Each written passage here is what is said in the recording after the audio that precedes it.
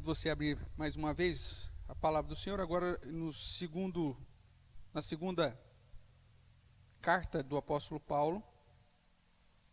Deixa eu aproveitar, já que nós estamos falando de prática de pregação e liturgia, né?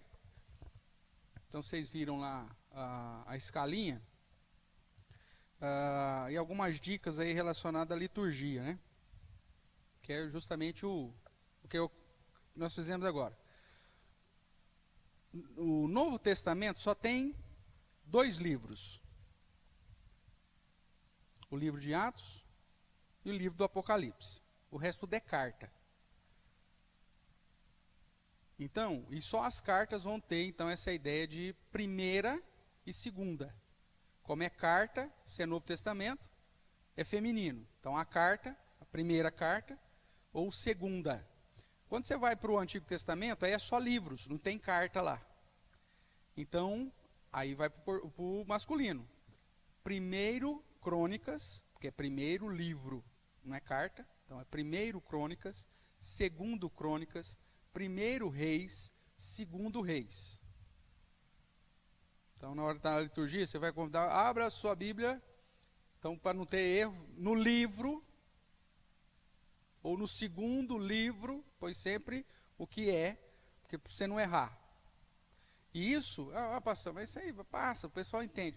Tá, mas facilita, principalmente para o cara que está começando agora, porque ele sabe que quando fala livro, o primeiro é sempre Antigo Testamento. Porque aí a gente fala na classe de catecúmenos.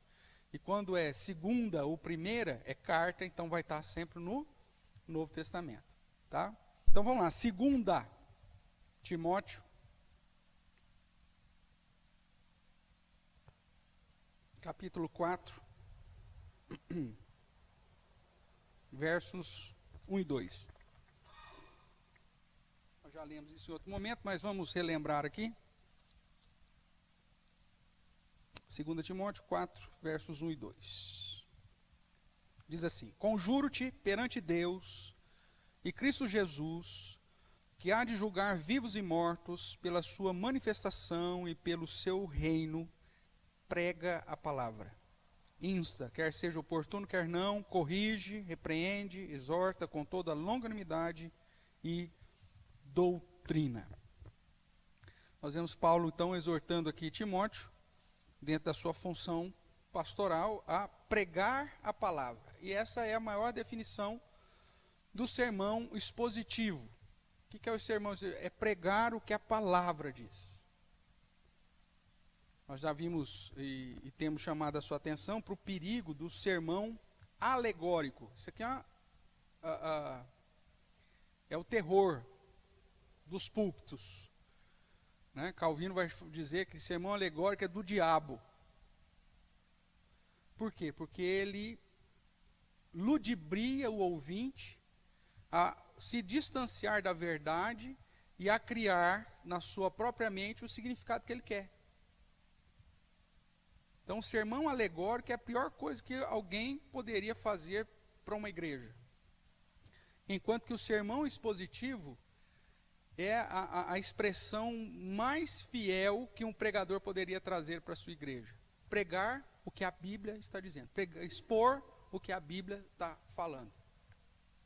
Então, essa prática, né, do púlpito, do sermão expositivo, que é pregar o que o texto está dizendo, é a expressão mais fiel possível dentro da teologia prática, ou da teologia pastoral, na homilética, na homilia. Porque o alegorismo, veja, existe uma diferença em analogia e alegoria. Né? Analogia é você fazer comparações e até utilizar isso como um mecanismo didático, sem problema nenhum. Paulo faz isso, Jesus faz isso, sem problema nenhum. Né? As próprias parábolas, de certa forma, servem para apresentar verdades. Agora, a perspectiva alegórica é você fantasiar um texto para que a pessoa decida qual que é a interpretação que ela quer dar. Né? O Abner colocou um vídeo interessante no grupo, né? Sobre essa expressão também do sermão alegórico. eu nem sei de que pastor lá, que é aquilo lá, você lembra? Um americano lá, falando do perigo do sermão alegórico. Aí ele usa, inclusive, o texto lá de Golias, né? E aí ele chega para... É rapidinho, se você não viu lá, não assistiu, vale a pena. Ele fala assim, isso aqui não está falando de você, cara. A alegoria vai dizer para você, quem que é o seu Golias? Vai te colocar como Davi. Mas Davi não está te representando, Davi está representando Cristo. Os israelitas que estavam com o rabo entre as pernas, é que é você. Ele vai dizer. Você estaria lá morrendo de medo do gigante. Quem veio vencer o gigante foi Cristo. E Davi é um tipo de Cristo. Você não é Davi. Davi não te tipifica. Mas no sermão alegórico, quem que é Davi? O crente. Então,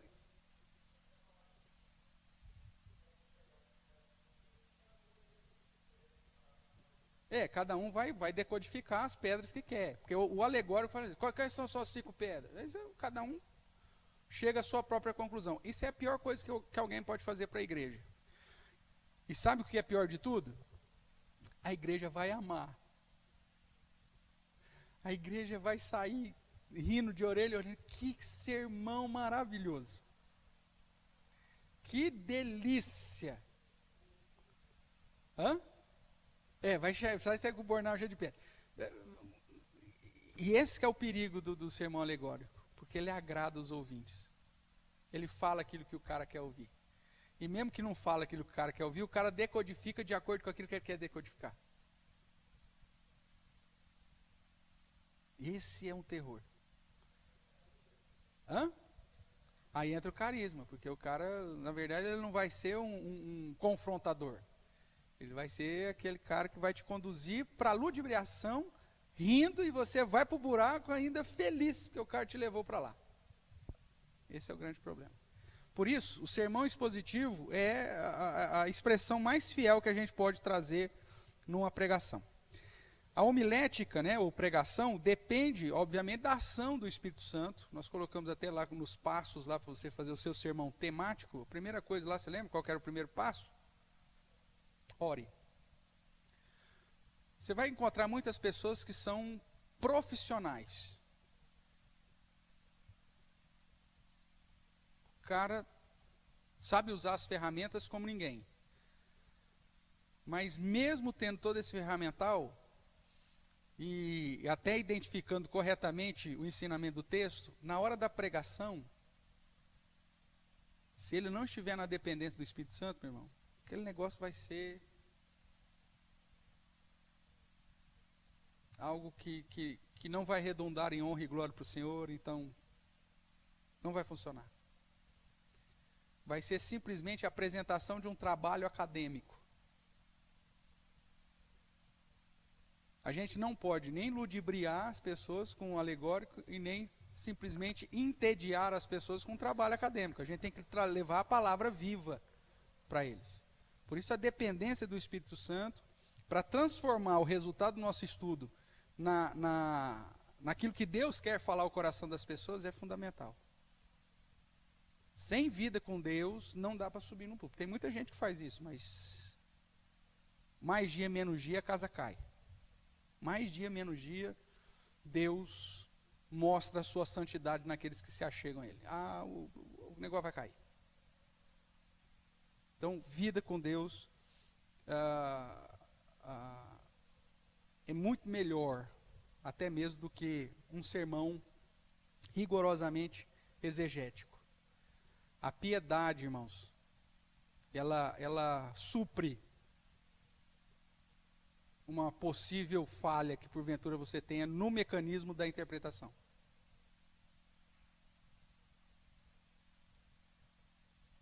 A piedade, ela tem esse poder.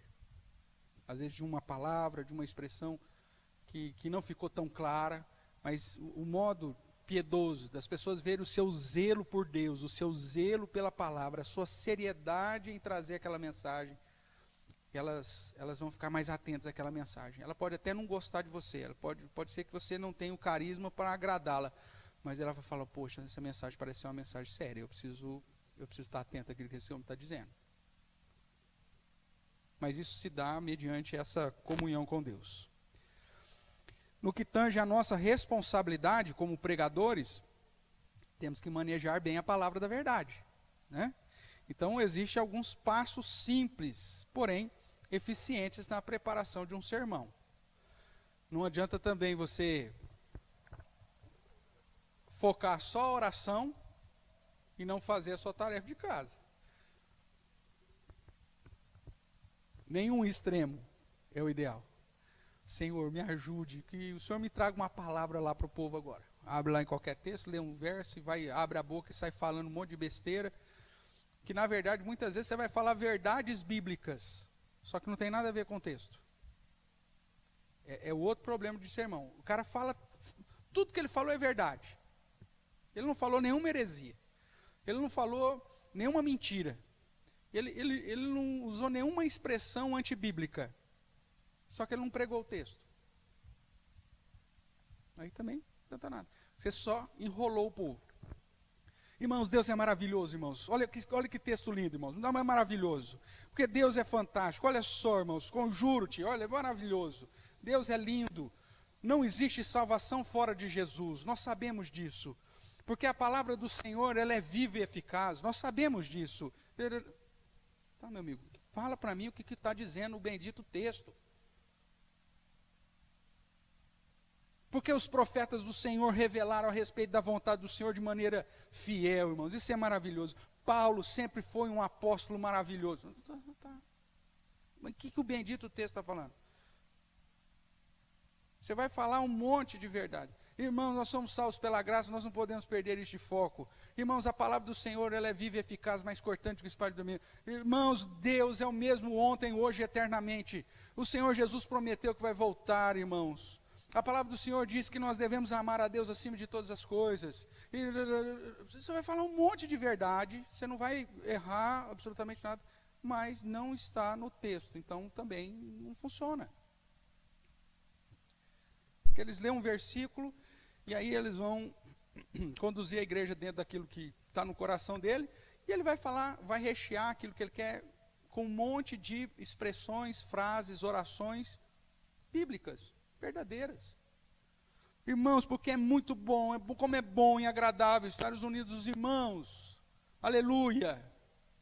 Não, mas eu não estou falando disso, estou falando de prega a palavra.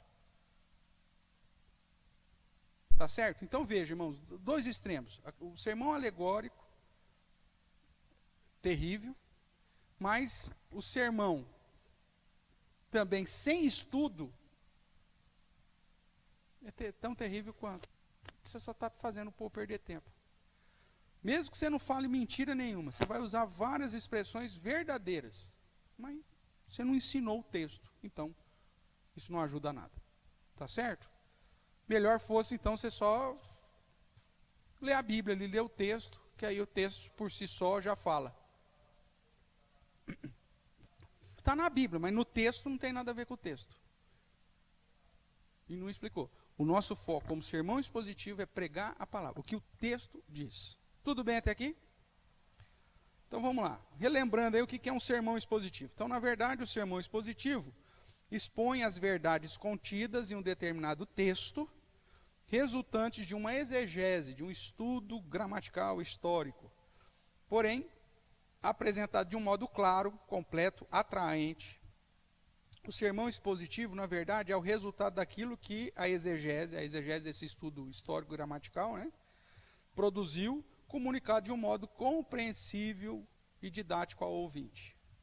Então, é todo o trabalho que você teve, e agora você vem trazer o bolo. Lembra aquela analogia que nós fizemos?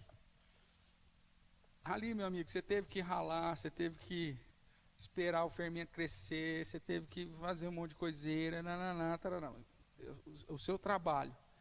E aí depois o sermão expositivo, você vai trazer o resultado de toda essa pesquisa. Né? Feito debaixo, obviamente, da dependência de Deus, de oração e de busca da presença do Senhor. Tudo bem? relembrando aí o que é então o sermão expositivo, então vamos lá, alguns métodos para fazer o sermão expositivo. O primeiro método é aquilo que nós chamamos de métodos de perguntas. Você vai olhar para o texto e vai fazer perguntas para esse texto. Tá? Então, após a leitura e o estudo do texto escolhido, você vai identificar algumas questões. Primeiro, quem que escreveu o texto? Ah, pastor, vai ter texto anônimo. Tudo bem, então você põe lá. Quem escreveu? Anônimo, não tem problema. Tudo bem? Então começa lá. Quem escreveu? Segunda pergunta. Para quem ele escreveu? Quem que é o destinatário primário? Quando nós vemos a carta de Paulo a Timóteo. Ah, ele escreveu para quem? Para Timóteo. Quem que era Timóteo? Aonde que ele estava? O que esse homem estava fazendo? Por que Paulo escreveria para ele? Quando ele escreveu? Questão da cronologia. Por que é importante? Vamos pegar Isaías. Quando que Isaías escreveu a sua visão? Nós temos a discussão da autocrítica que diz que Isaías, são 4 Isaías que escreveram. Porque Isaías traz detalhes minuciosos da crucificação, por exemplo. Não é possível que um cara escreveu com tanto detalhe 600 antes da morte de Cristo. Então a autocrítica vai dizer que, na verdade, pessoas foram acrescentando o livro de Isaías, colocando como se fosse Isaías, mas escrevendo depois que já tinha acontecido. Essa é a ideia que o pessoal fala. Aí o que acontece? Aí você tem um achado arqueológico, agora em 1950, dos chamados rolos do Mar Morto, que encontraram lá um pote com o livro de Isaías inteiro, datado de centenas de anos antes de Cristo. Aí comprova que Isaías é um livro, é um profeta só e um livro só. Então vejam, um achado arqueológico, aí diz, olha, é isso. Porque senão, o texto de Isaías estava sofrendo, durante muito tempo, controvérsias de cientistas, dizendo, não é possível, o cara falar detalhes, não é possível. Sim. Por quê? Lembra da autocrítica? Ela despreza tudo que é sobrenatural. Mas veja, tem pastores na igreja que são liberais que seguem a autocrítica. Aí na pregação dele ele vai falar dos 4 Isaías. Então, é importante você estudar, você conhecer. Então, vai lá. Quando ele escreveu? Foi 600 anos antes disso acontecer. E aí, quer dizer, isso tem um peso a mais? É lógico que tem, porque aí você reforça a ideia da revelação de Deus, é Deus através do Espírito Santo inspirando Isaías e mostrando para ele o que ia acontecer 600 anos depois. Então, isso é interessante. O que mais você vai fazer no método de pergunta? O autor está falando sobre o que nesse texto? E aqui é para você encontrar o tema. Lembra que nós já falamos sobre isso, né? O autor está falando sobre o que? E aí depois, o que o autor está dizendo sobre o que ele está falando, ou sobre a resposta anterior. Nós vamos fazer um exercício aqui, você vai ver isso de uma maneira mais clara. Por isso que eu pedi para você trazer caderno e caneta aí. Então você vai tentar, já que você sabe quem escreveu, tal, quando, piriri, pororó, então ele está falando sobre o quê? Qual o tema que ele está tratando? Ele está tratando sobre o quê? Está falando sobre a proteção de Deus para com seu povo. Ah, tá. E o que ele está falando sobre a proteção de Deus sobre o seu povo? Ah, ele está falando que a proteção de Deus sobre o seu povo é eterna. Que a proteção de Deus sobre o seu povo é em toda situação. Que a proteção de Deus sobre o seu povo é para aqueles que são fiéis. O texto vai ter que responder esse tema. Então, quando você define o tema, toda argumentação tem que responder ao tema. É o que aconteceu aí em alguns sermões temáticos, que às vezes você não identificou o tema de um modo claro, e aí você tentou colocar as coisas, e aí, como não tem tema para responder, fica uma perna para cada lado. Aí não tem uma lógica. Então, definir o tema, o autor está falando sobre o tema tal. E o que ele está dizendo sobre isso? Então, cada ponto da argumentação tem que complementar o tema. Está falando da proteção de Deus sobre o seu povo. Ele está dizendo que a proteção de Deus sobre o seu povo é eterna. A proteção do seu povo é maravilhosa. Então, vai ter que sempre concordar com o tema. E aí, o que eu devo fazer ou deixar de fazer segundo o que o autor está ensinando? O texto está falando sobre a proteção de Deus sobre o seu povo. E o que eu devo fazer? Eu devo, então, confiar. Eu devo buscar a Deus. O próprio texto vai te dizer. Mas aí, então, já caminhando para a conclusão, é isso. O texto fala sobre isso, e aí ele argumenta isso, que completa esse tema, e agora eu vou, o que eu tenho que fazer diante desse ensinamento? Que é o começo da conclusão e da aplicação. E aí, por último, que é algo que uma turminha não entendeu, por último, é a introdução que você vai fazer do seu sermão. Por que a introdução tem que ser por último? Porque senão você vai falar um monte de coisa que depois, no estudo, não tem nada a ver com aquilo que você disse no início. Então, a introdução, ela vai apresentar o assunto e as questões que serão respondidas no sermão. Então, primeiro eu preciso fazer o sermão para depois fazer a minha introdução. Porque depois que eu fiz o estudo, que eu sei do que o autor está falando e o que o autor está falando sobre aquilo. Aí, a partir daí, eu posso fazer a introdução chamando a atenção do povo. Irmãos, você acha que Deus tem cuidado do seu povo? Em que situação Deus tem cuidado do seu povo? Na introdução, ou a proteção de Deus é importante para nós? Você vai trazer situações que você já sabe que você vai responder. Então a introdução é só para chamar a atenção do seu ouvinte ou do seu leitor daquilo que você sabe que vai responder. Agora, se você começa pela introdução, você não sabe o que o texto está dizendo. Aí muita coisa que você pensou que ele ia falar aquilo, aí você vai fazer o estudo, não é. Aí a introdução fica errada. Irmãos, Deus é maravilhoso. É a sua introdução. Mas não está falando sobre a maravilha de Deus. Ele está falando sobre a proteção de Deus para o seu povo. Então, por isso que eu bato nessa tecla. A introdução, você só vai fazer depois do estudo. Porque aí, com o estudo em mão, você sabe do que ele está falando, o que ele está ensinando, a conclusão que você chegou. Aí você vai trazer na introdução essa chamada para o povo. Tá bom? Vamos fazer um exercício que está aí na apostila, que é o Salmo 117, nós já fizemos aqui, vamos repetir ele, porque ele é o mais simples, que é simplesmente para você entender. Depois nós vamos fazer alguns exercícios mais complexos. Salmo 117, o menor salmo aí. Nós vamos usar, então, o método de perguntas. Quem que escreveu o salmo? É um salmo anônimo. O Salmo 116 tem nome? Não, não tem, é anônimo. Então, esse é anônimo mesmo. Nós não sabemos quem escreveu. Tá? Qual que é a época que ele escreveu?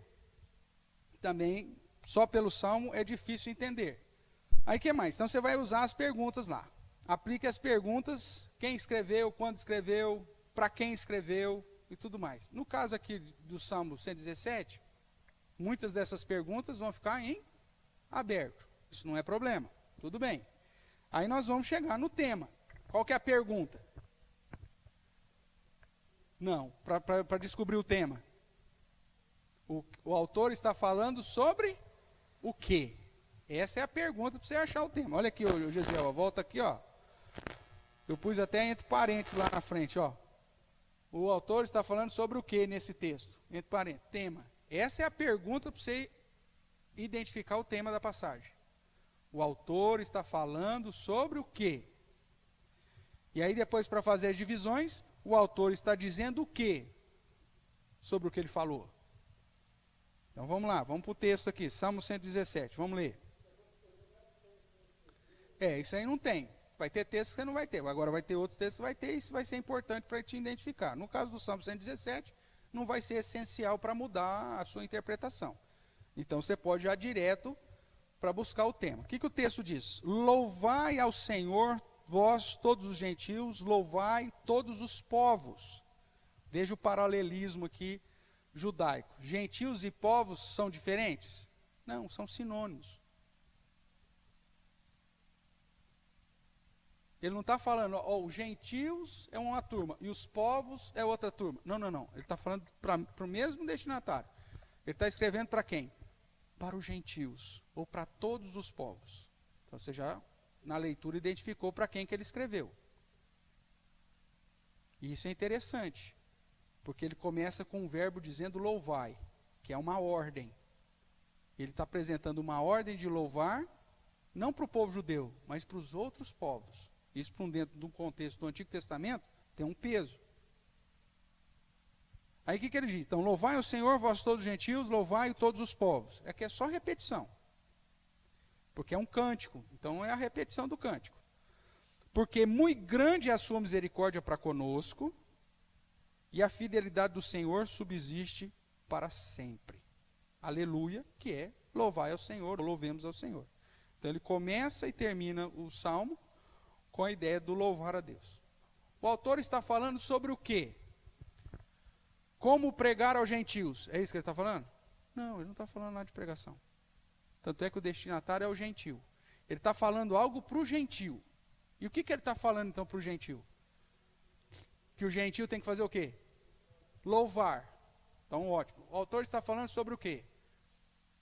Sobre o dever dos povos em louvar a Deus. Pode ser isso.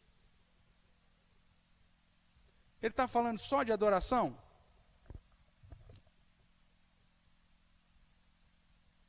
O que você acha? O autor está falando sobre adoração. Tá, o que ele está falando sobre adoração? Ele está falando que é o porquê. O porquê me mostra o quê? Essas questões você tem que ter uma noção do português. Quando é algo porquê, está respondendo, ele está me apontando o quê? Se eu digo assim para você, você tem que louvar a Deus porque Ele é misericordioso. Esse porquê aponta para quê? É uma condição? Uma causa, um motivo. O porquê geralmente tal. Se fosse uma condição, ele diz assim, louvai o Senhor todos os povos com alegria. Opa, aí é uma condição. Como que eu tenho que... Com alegria. Mas ele usa o porquê. Então, o porquê me aponta uma causa, me aponta um motivo. Por que todos os povos têm que louvar o Senhor? Aí ele diz, porque Ele é misericordioso, porque a sua fidelidade dura para sempre. Tudo bem? Então, aí você entende que é um porquê. Então, o porquê mostra causa ou mostra motivos. Então, já me ajuda. O autor está falando sobre os motivos porque todos os povos devem louvar ao Senhor. Opa, ficou mais completo o meu tema. Eu consegui englobar os dois versículos no meu tema. O autor está falando sobre os motivos porque todos os povos devem louvar ao Senhor. Essa é uma possível solução. Tudo bem? Aí, o que ele está falando sobre esse tema? O que ele está falando? Por que todos os povos têm que louvar o Senhor? Aí é as divisões. Porque a misericórdia de Deus é grande para conosco.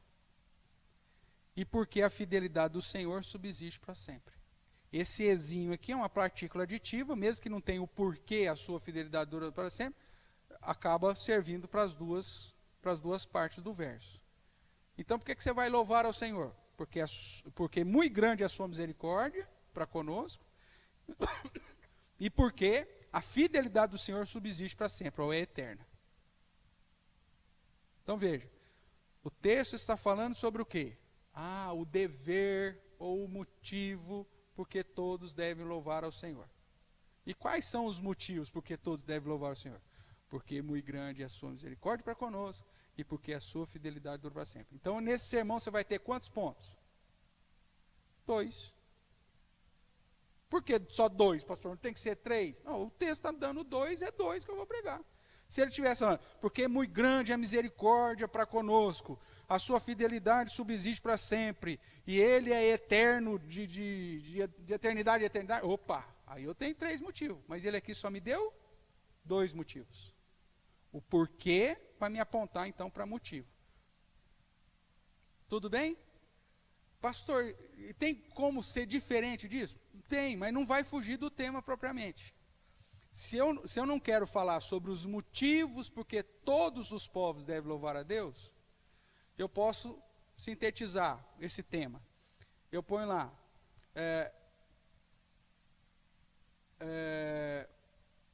o dever de louvar a Deus. Tudo bem. O autor está falando sobre o dever de louvar a Deus. Por isso que ele traz uma ordem, louvai. O dever de louvar a Deus é para todos os povos. É o primeiro ponto. O dever de louvar a Deus é porque Ele é grande na sua misericórdia. E o dever de louvar a Deus é porque a sua fidelidade dura para sempre. Veja, eu não fugi do tema e preparei. Agora, se eu aprofundar mais, eu vou ver que a minha primeira opção fica muito mais claro. Porque aí eu não tenho que forçar muito. Porque eu já coloco no tema todos os povos. Mas o tema ele vai falar sobre o dever de louvar a Deus. Seja por todos os povos, por sua grandeza ou por sua fidelidade. Ou se eu quero incluir no tema os motivos porque todos os povos devem louvar a Deus. Aí eu vou focar só no verso 2, os dois motivos que ele me apresenta.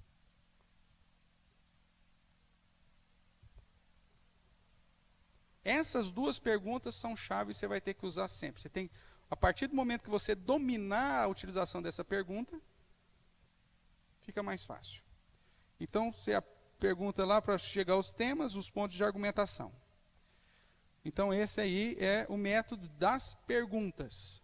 Esse método da pergunta vai ser sempre. Só que vai chegar em alguns textos que o método da pergunta não vai te dar uma solução clara, como é o caso do Salmo 117. Aí você tem que usar um segundo método, que é o método que nós chamamos do desdobramento. O desdobramento do texto. Eu vou usar aqui o Salmo 117, para você ver que eu estou utilizando as mesmas perguntas. Deixa eu só abrir aqui para o pessoal de casa. Eu vou usar as mesmas perguntas de sempre, só que eu vou fazer o desdobramento para você entender. Então, o desdobramento, eu vou focar as palavras-chave do verso, ou do texto, mais basicamente os verbos. Então, o desdobramento é isso. Ó, ele é junto com o método de perguntas. Então, ele vai perguntar. Acho que vai ficar pequeno aí para a turma, mas não tem problema. O que fazer? O que ele responde? Louvai. Quem? Quem tem que louvar?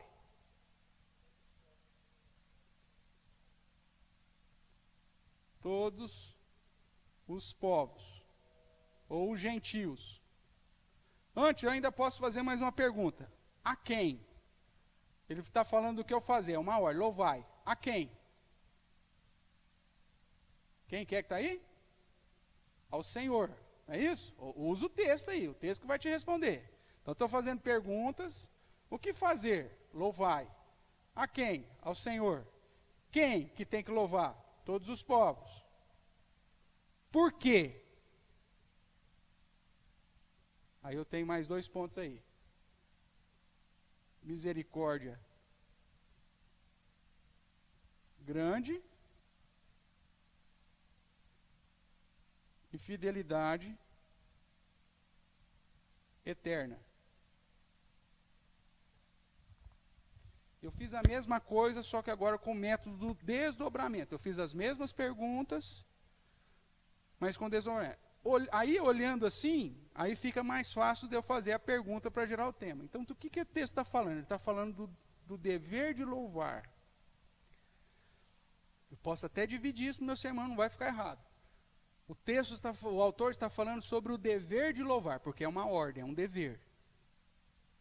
Aí ele está falando que no dever de louvar, nós devemos louvar a quem? Você pode fazer isso como um ponto do seu sermão. Nós temos que louvar o Senhor. E aí você vai pegar aqui o termo Senhor, que é o eu sou, que é o Deus da aliança, que é o Deus do sei quê, tarará, tá. Aí você vai definir quem que é esse Senhor. Aí, outra coisa, e quem que deve então louvar o Senhor, irmãos? Todos os gentios, todos os povos. Quem são esses gentios? Quem são esses povos? São todas as pessoas, são todas as etnias, tarará, você vai definir. E por quê? Porque a misericórdia do Senhor é grande, e porque a fidelidade dura para sempre, subsiste para sempre, ou seja, a fidelidade é eterna. Aqui eu já sintetizei, vocês viram. Mas você pode pôr do jeitinho que está ali no texto.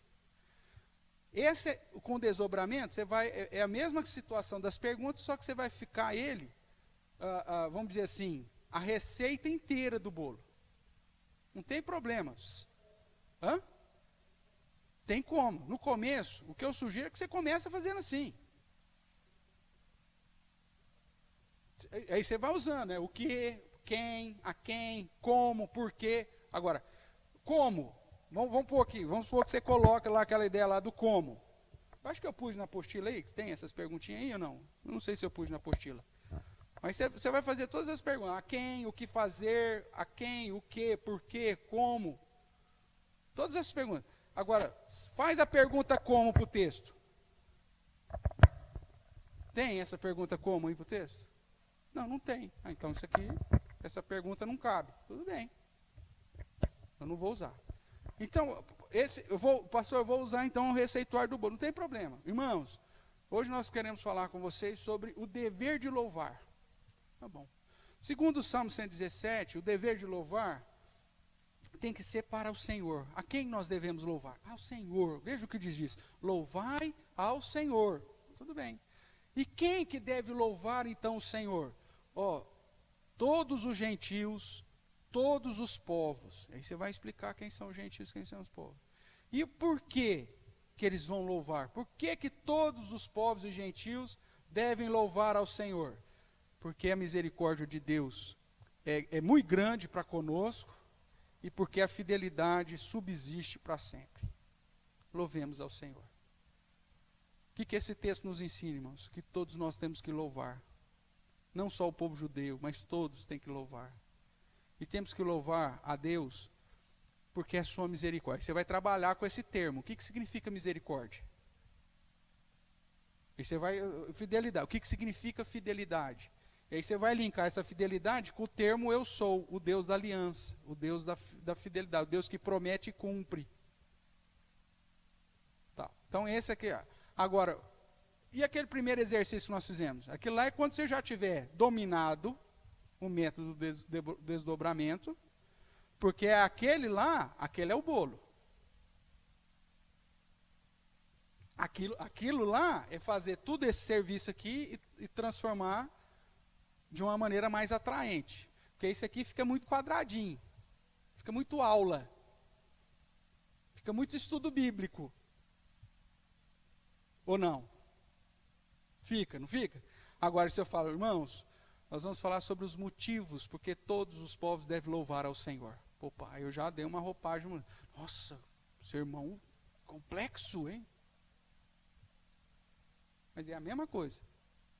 Eu fui do mais difícil para o mais fácil, para você ver como que faz. Agora, esse aqui, então, se você fizer isso aqui, você pregou direitinho, sem errar nada? Sim.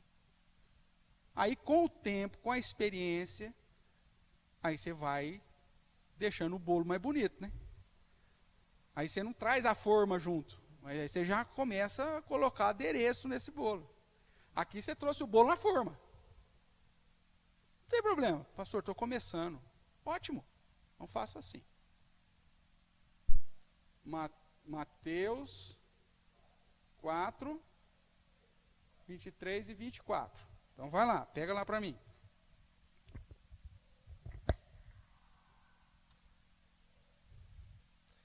Aí o de Hebreus, que está aí, no desdobramento, aí a gente faz, que ele é mais complexo. Você tem que queimar um pouquinho mais a pestana. Mas vamos pegar aqui Mateus. Mateus capítulo 4. É lógico que eu não peguei a perícope inteiro, para ficar mais fácil. Mas já é o suficiente aí.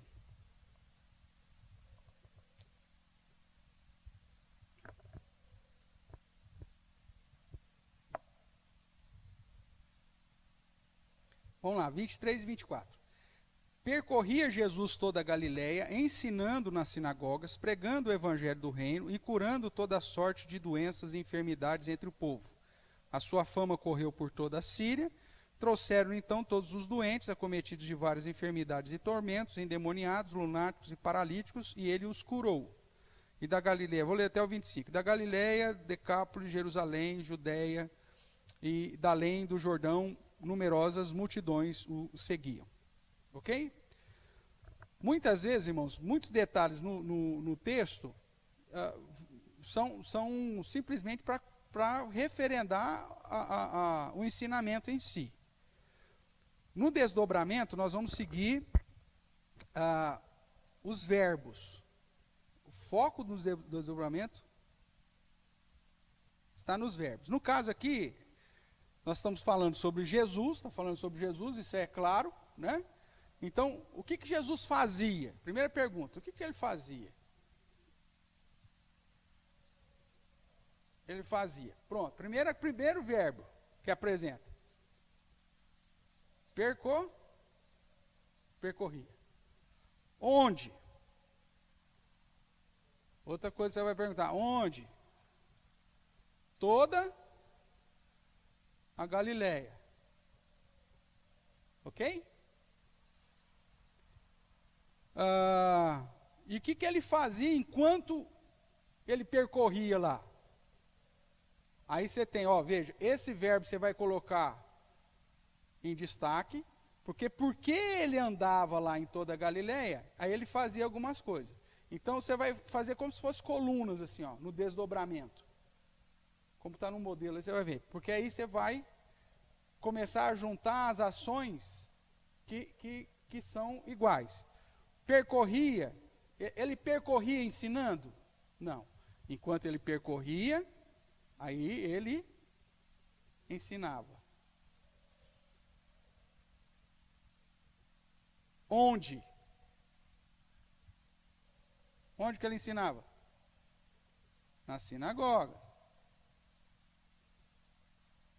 O que mais que ele fazia? Enquanto ele percorria? Não. Era aqui. Então, o ensinava e o pregava estão na mesma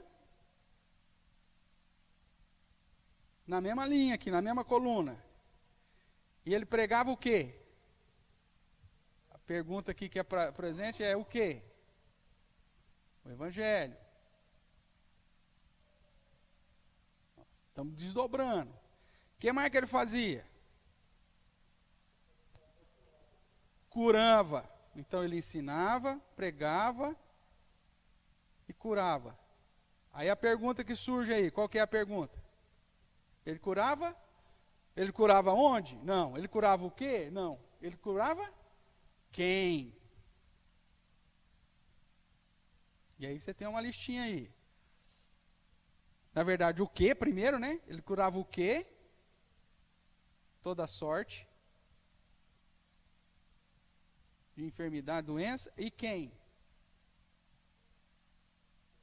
Os doentes, enfermos, cheios de tormentos, endemoniados, lunáticos, paralíticos, ou seja, todo mundo que está no verso 24. Era quem ele curava. Tá? E aí por isso que o verso 24 termina, e ele os curou.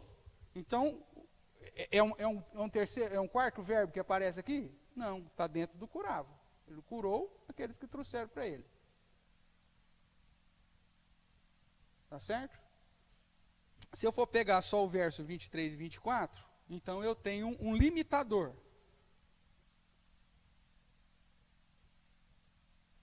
Agora, se eu quiser usar o 25, né,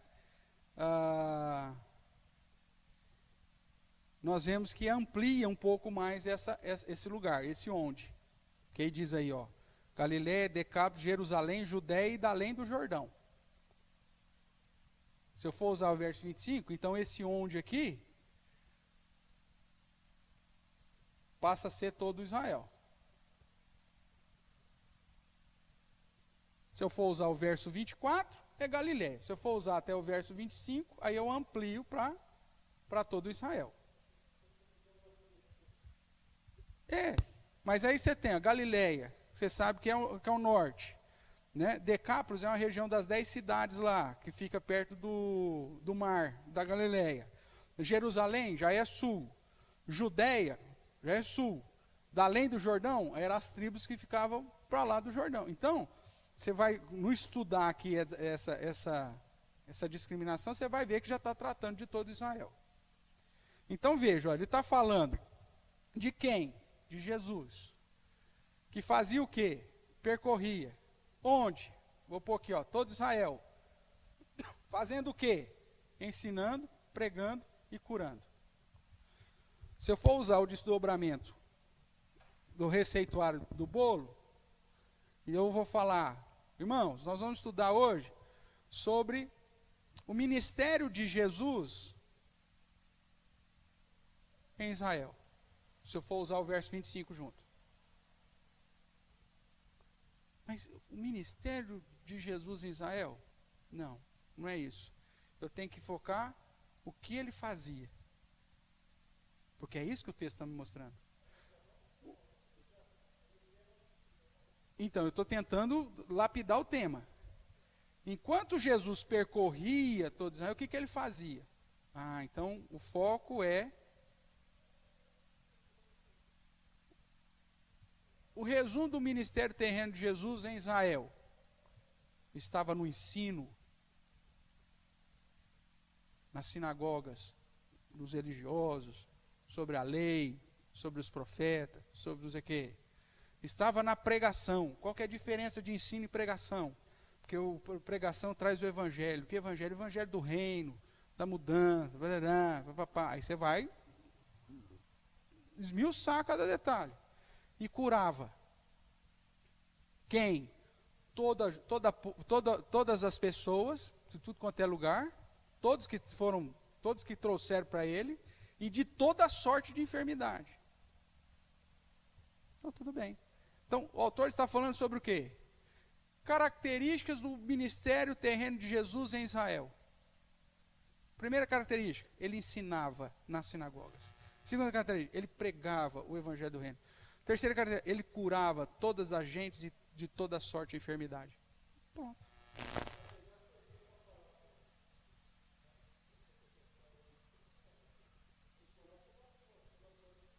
E todo mundo. Você podia até confrontar. Mas aí, a conclusão? E qual que é o resultado dessas características do ministério? Se eu uso já o verso 25.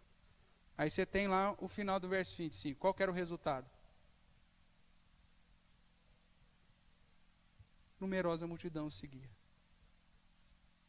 Então você trouxe as características do ministério terreno de Jesus em Israel, pautado no ensino, na pregação e na cura. Resultado, as pessoas seguiam. Aplicação para hoje. O que a igreja tem que fazer como seguidora de Jesus? Ela tem que ensinar, ela tem que pregar, e ela tem que curar. E o que significa esse curar hoje? Se os dons carismáticos não são mais aplicados. É a questão do emocional, da fraternidade, é a questão de trazer acolhimento, de trazer unidade. Veja, eles estavam em todas as regiões, seguindo um só homem. Não havia mais distinção entre Israel. Não importava se você era galileu, não importava se você era da Judéia, não importava se você era de Decápolis, eles estavam sempre seguindo o mesmo. A igreja ela precisa fazer isso. Ela recebe toda sorte de gente de tudo quanto é lugar, para curar a alma dessas pessoas. E como que ela cura essas almas? Com a pregação do evangelho e com o ensino da postura cristã e tarará, parará. Pronto. Você aplicou. Quem que me deu isso? O próprio texto.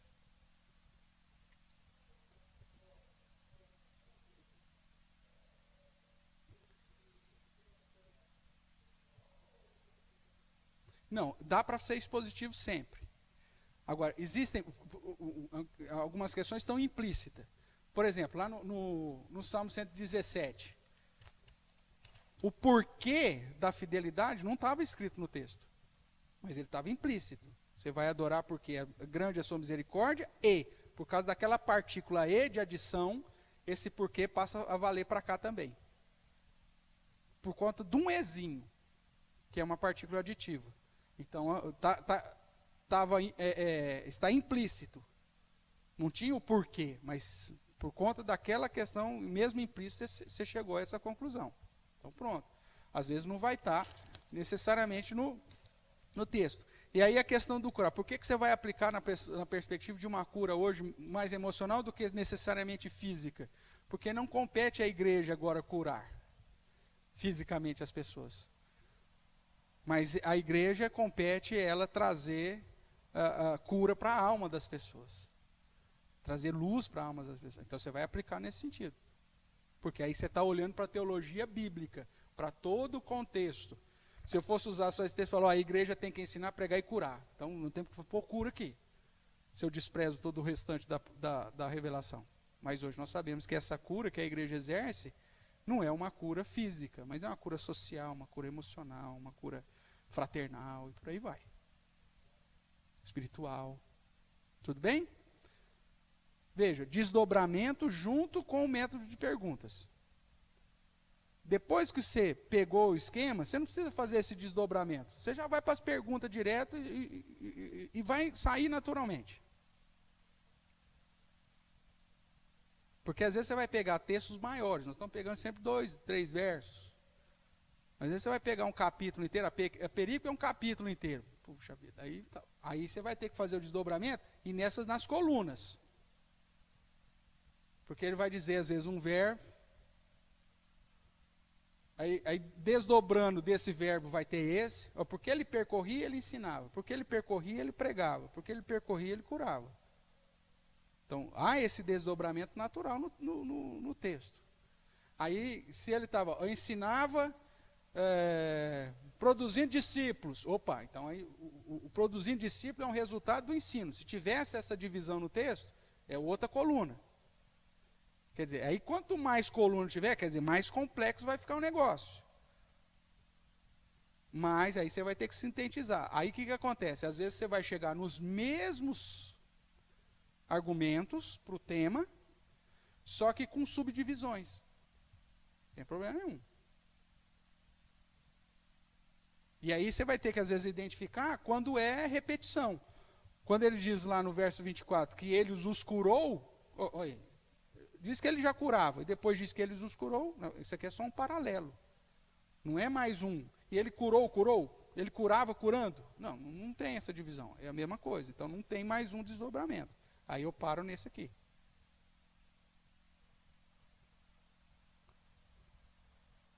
Agora, focando nos verbos. Verbos.